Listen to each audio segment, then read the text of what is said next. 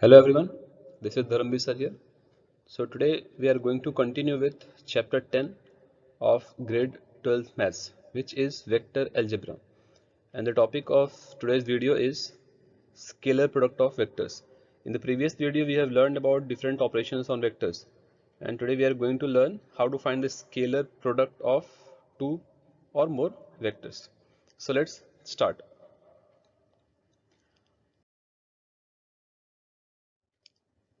So a scalar product, also called as dot product of two vectors a and b having an angle theta between them, is defined as a dot b is equal to mod a mod b into cos theta. That is, if we have two vectors and theta is the angle between them, then their dot product a dot b will be equal to magnitude of a multiplied by magnitude of b into cos theta, cos of the angle between the vectors. This is called scalar or dot product of two vectors. So pause and note down the definition.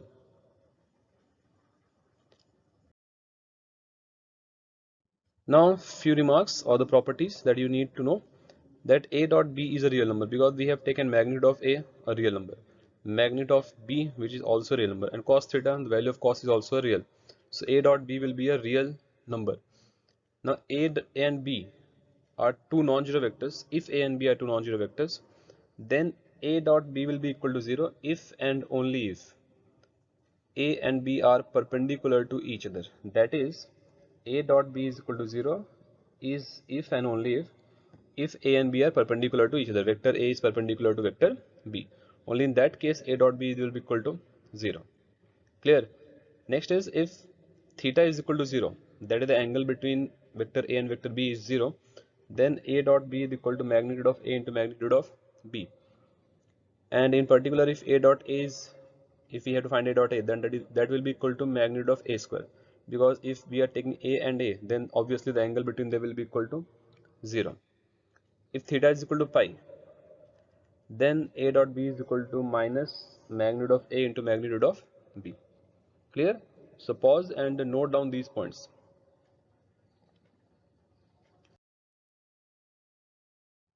Next is, if we have two mutually perpendicular vectors, for example I, j and k, we have learned that I, j and k are the components along x, y and z axis, and the x, y and z axis are perpendicular to each other. In that case, I dot I, j dot j, k dot k is equal to 1, and I dot j, j dot k, k dot I will be equal to 0.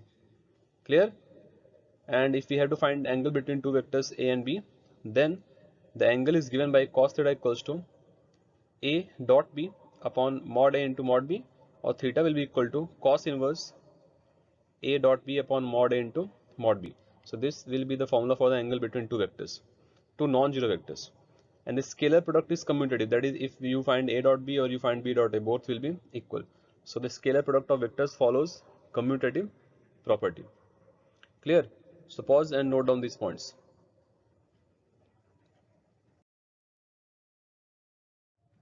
Now few properties of scalar product of vectors, that the scalar product of vector follows distributive property of scalar product over addition. That is, a dot b plus c will be equal to a dot b plus a dot c.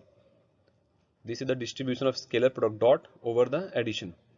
And next is that if a and b are two unit vectors, then and lambda be any scalar, then lambda a into dot b will be equal to lambda a into dot b will be equal to lambda a dot b or a dot lambda b. Clear? So pause and note down these points. Next we have projection of a vector. Now projection of a vector a along a vector b is a dot b upon magnitude of b. Projection of a along vector b is a dot b upon magnitude of vector b, and the projection vector, now this was projection, and next is projection vector of a along b, is given by a dot b upon magnitude of b into b. Clear? So projection and projection vector are different. Projection of a along b is a dot b upon magnitude of b, and projection vector is a dot b upon magnitude of b multiplied by b. Clear? So pause and note down these points. So keeping all these points in mind, let's start exercise 10.3. And the question 1 is, find the angle between two vectors A and B with magnitudes root 3 and 2 respectively, having A dot B equals to root 6. Now it is given that magnitude of A is equal to 3, root 3, and magnitude of B is equal to 2, and A dot B is equal to root 6. So multiplying, we get A dot B. We know that A dot B is equal to mod A mod B into cos theta. So keeping the values, we get root 6 equals to root 3 into root 2 equals to into cos theta. So cos theta is equal to root 6 upon root 3 into 2, or cos theta is equal to 1 upon root 2. And it will give theta as pi by 4. Hence the angle between the given vectors is pi by 4. Clear? Instead, we can also use the direct formula for angle between two vectors. Okay, so pause and note down the solution. Next is question 3. Find the projection of the vector I minus j on the vector I plus j. So here the vector A is I plus j, and the other vector B is I plus j. Now the projection of vector A on B is A dot B upon magnitude of B. This was the formula. So we have magnitude of B is equal to 1 upon under root, magnitude of B is equal to root 1 plus 1, and A dot B, finding the dot product, this will be equal to 1 into 1 plus minus 1 into 1, which gives 1 upon root 2 into 1 minus 1, which will be equal to 0. Hence the projection of the vectors will A on B is 0. So here we have used the formula of projection, that is A dot B upon magnitude of B. Clear? So pause and note down the solution. Next is question 6. Find A magnitude of A and magnitude of B if A plus B dot A minus B is equal to 8 and magnitude of A is equal to 8 times of magnitude of B. Now we have A plus B dot A minus B is equal to 8. So multiplying, applying the distributive property, we will get A dot A minus A dot B plus B dot A minus B dot B, which is equal to 8. And now since A dot B and B dot A are same, so this will be cancelled. We will get magnitude of A square equals minus magnitude of B square equals to 8. Now it is given that magnitude of A is equal to 8 times magnitude of B. So we get 8 magnitude of B square minus magnitude of B square. That is 64 B square minus B square equals to 8, or we will get magnitude of B square equals to 8 upon 63. Taking square root, we get magnitude of B is equal to under root 8 upon 63, which will be equal to 2 root 2 upon 3 root 7. So we get the value of magnitude of B. Now finding magnitude of A, which is equal to 8 times magnitude of B. So multiplying by 8, we get 8 multiplied by 2 root 2 upon 3 root 7, which will be equal to 16 root 2 upon 3 root 7. Clear? So pause and note down the solution. Moving to question 7. Evaluate the product 3a minus 5b dot 2a plus 7b. So we have 3a minus 5b dot 2a plus 7b. So applying the distributive property, we get 3a dot 2a plus 3a dot 7b minus 5b dot 2a minus 5b dot 7b. So simplifying, we get 6a dot a plus 21a dot b minus 10a dot b minus 35b dot b, which is equal to 6 mod a square plus 11a dot b minus 35 mod b square. Clear? So pause and note down the solution.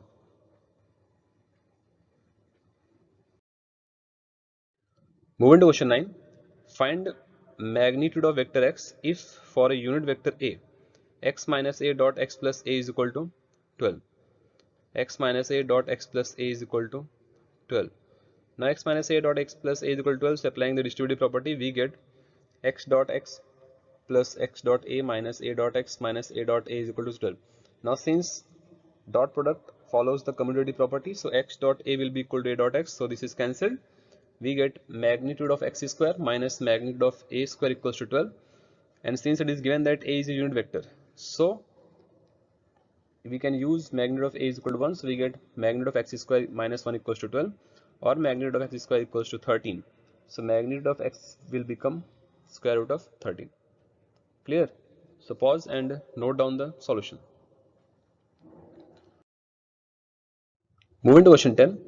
If a is equal to 2i plus 2j plus 3k, b is equal to minus I plus 2j plus k, and C is equal to 3i plus j are such that a plus lambda b is perpendicular to C, then find the value of lambda. So we have to prove that we have to find the value of lambda. It is given that a plus lambda b is perpendicular to C. So we have vectors a, b and c. So finding a plus lambda b, that is 2i plus 2j plus 3k plus lambda into minus I plus 2j plus k. We get 2 minus lambda into I plus 2 plus 2 lambda into j plus 3 plus lambda into k.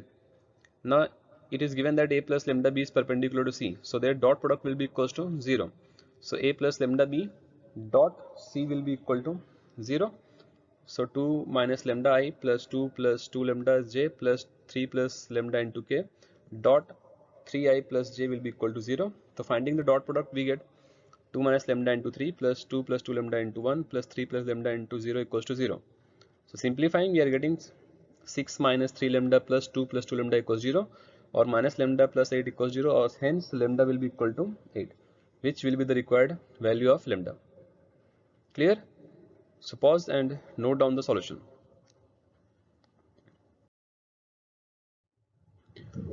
Moving to question 12. If a dot equals to 0 and a dot b equals to 0, then what can be concluded about the vector b? Now it is given, we have that a dot equals 0 and a dot b equals to 0. Now a dot a equals 0, it means magnitude of a is equal to 0. So magnitude of a is equal to 0, therefore a is a 0 vector. Now it is also given that a dot b equals 0, but we have that vector a is a 0 vector. So if it is even a dot b equals 0, so vector b can be any vector, because a is already a 0 vector. So b can be any vector which will satisfy the given condition that a dot b equals to 0. Clear? So pause and note down the solution. Moving to question 13. If a, b, c are unit vectors such that a plus b plus c equals to 0, find the value of a dot b plus b dot c plus c dot a. So finding the magnitude of a plus b plus c square, we get a plus b plus c dot a plus b plus c. So multiplying, we get magnitude of a square plus magnitude of b square plus magnitude of c square plus 2 a dot b plus b dot c plus c dot a. Now it is given that a plus b plus c equals 0. So we get 0 equals to 1 plus 1 plus 1. Why 1? Because it is already given that a, b, c are unit vectors. So their magnitudes will be equal. So we get 0 equals to 1 plus 1 plus 1 plus 2 a dot b plus b dot c plus c dot a. So simplifying, we will get a dot b plus b dot c plus c dot a will be equal to minus 3 by 2. Clear? So pause and note down the solution. Moving to question 16. Show that the points a 127, b 263 and c 310 minus 1 are collinear. Now we have 3 points a 127, b 263 and c 310 minus 1. So finding the vector ab, we get 2 minus 1 into I plus 6 minus 2 into j plus 3 minus 7 into k, which is equal to I plus 4j minus 4k. Similarly, vector bc will be equal to I plus 4j minus 4k, and vector ac will be equal to 2i plus 8j minus 8k. So magnitude of vector AB will be equal to under 1 square plus 4 square plus minus 4 square, which is equal to under 33. Magnitude of vector BC equals to under 1 square plus 4 square plus minus 4 square, which is equal to under 33. And magnitude of AC will be equal to under 2 square plus 8 square plus 8 square, which is equal to 2 times under 33. Now we can see that vector AC is equal to magnitude of vector AC equals to magnitude of AB plus magnitude of BC. So we can say that the vectors 3 points ABC are collinear. Clear? So pause and note down the solution.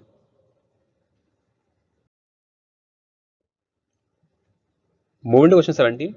Show that the vectors 2i minus j plus k, I minus 3j minus 5k and 3i minus 4j minus 4k form the vertices of a right angle triangle. We have done a similar sum in the previous exercise also. So let the vectors 2i minus j plus k, I minus 3j minus 5k and 3i minus 4j minus 4k be the position vectors of 3 points a, b, c. So vector OA will be equal to 2i minus j plus k, OB equals to I minus 3j minus 5k and OC equals to 3i minus 4j minus 4k. Okay, So AB vector will be 1 minus 2i plus minus 3 plus 1j plus minus 5 minus 1k, which is equal to minus I minus 2j minus 6k. Similarly, vector BC equals to 2i minus j plus k, and vector AC equals to minus I plus 3j plus 5k. So magnitude of vector AB is under root minus 1 square plus minus 2 square plus minus 6 square, which is equal to square root of 41. Magnitude of vector BC equals to root 6, and magnitude of vector AC equals to root 35. Now we can see that the magnitude of BC square plus magnitude of AC square equals to 41, which is equal to magnitude of AB square. So by the converse of Pythagoras theorem, the given triangle will be a right angle triangle. Clear? So pause and note down the solution. With this, we end the exercise. So solve the remaining sums of the exercise and don't forget to solve the examples given before the exercise. Thank you and all the best.